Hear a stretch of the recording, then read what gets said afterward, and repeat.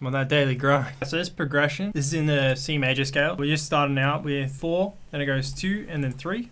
We're just literally making like 7th chords. We add a 3rd, add a 5th, and add a 7th. These other notes, essentially just like the melody. Once I kind of built the chords, I just build like a really simple melody that just kind of interacts with those chords. Generally, I just get a feeling like off the rhythm of the chords. Another thing that you can do is just kind of like record on the track and play back the chords and then just play like a rhythm on your keyboard and then just go in and change like the actual notes. So that's what all these kind of top notes are. But then this, and this, they're all just 7th chords. So yeah, 4, 2, 3. And this is a pretty common like plug chord progression. So that's why I went with it. Obviously everyone's heard about how recycled pop music is and you can write like 100 songs with like the same 3 chords or something. So yeah, it's kind of the same principle essentially. So you can kind of just like highlight it. We could just go up as many semitones as down as many semitones as we want. We're in C major. Let's go up 2 semitones. So now we're in D major. This is the way that music works. And then you can reharmonize and go up as many as you want.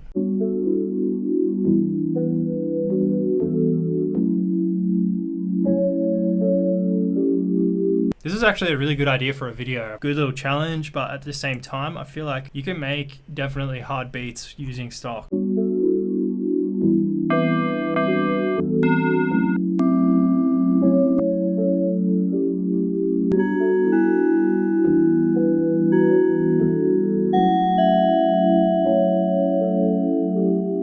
It's just like any synth plugin really. Some of these presets suck and some of them are really good. So you just got to do a bit of digging. I think it's really easily overlooked because Ableton, everything is just like gray and less appealing than maybe the interface like Omnisphere or Serum. Like they look a little bit more exciting. People design them to make them look good so you want to buy them. I think that's the cool thing about Ableton, how everything's kind of gray. It's just got this minimal look to it. I kind of like the bare bones approach. I think a lot of people do because it's more of a focus on what you're actually creating. Just makes you think about what you're doing because there's less to distract you, I guess.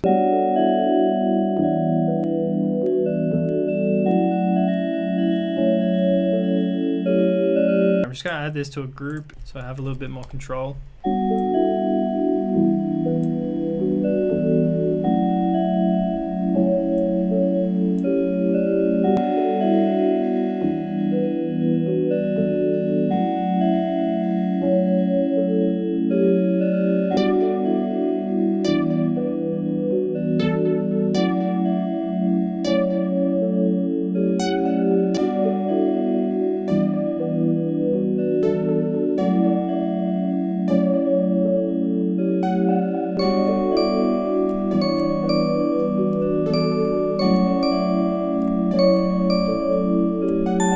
I was just about to pull up a Serum Effects.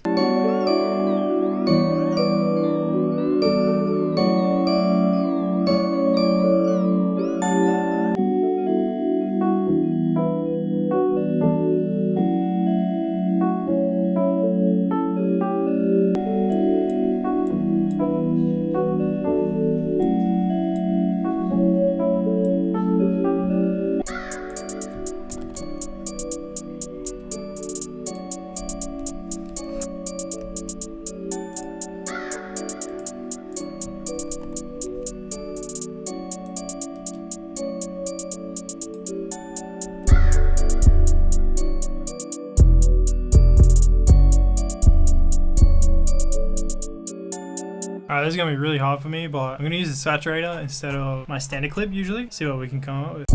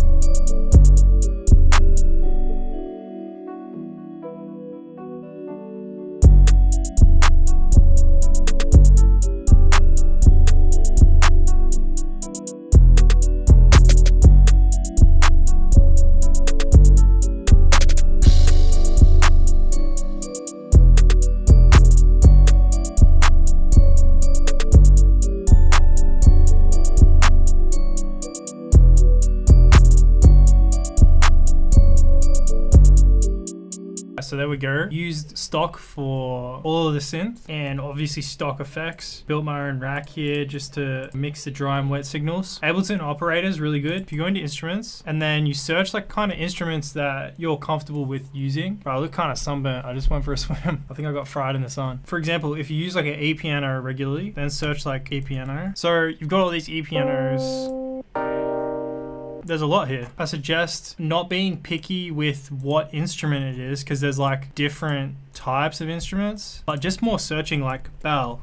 These are all bells, and there's heaps of good ones in here, but there's also ones that aren't so good depending on what you want to use them for. You just got to flick through. It's just like any synthesizer, VST. They've all got like weird presets in them. They've also got good ones just because they're trying to cater to such a wide range of musical styles. So that's what we used on all that. Then on the bus, we just high passed out the low end. I don't really think about it. I know I probably should, but I'm more focused on the composition. I just use all the drums out of my drum kit. They have no processing. But yeah, this beat definitely proves that with stock plugins and stock everything, you can definitely make hard stuff, with the exception of drums, I think. Like, unless you're obviously making like house drums and you're using like the TR-808 or whatever, like the old Roland kits. Like, I'm sure Ableton has that built in into their drum racks. But make sure to check out my Patreon if you want to cop this project file. You can also cop my drum kit, of which I made all of these drums here today with, and you also have access to my loop packs that I release. Go and check that out. It's a really great way to support me other than watching my videos, and if you do that already, thank you very much, and I'll see you in the next video.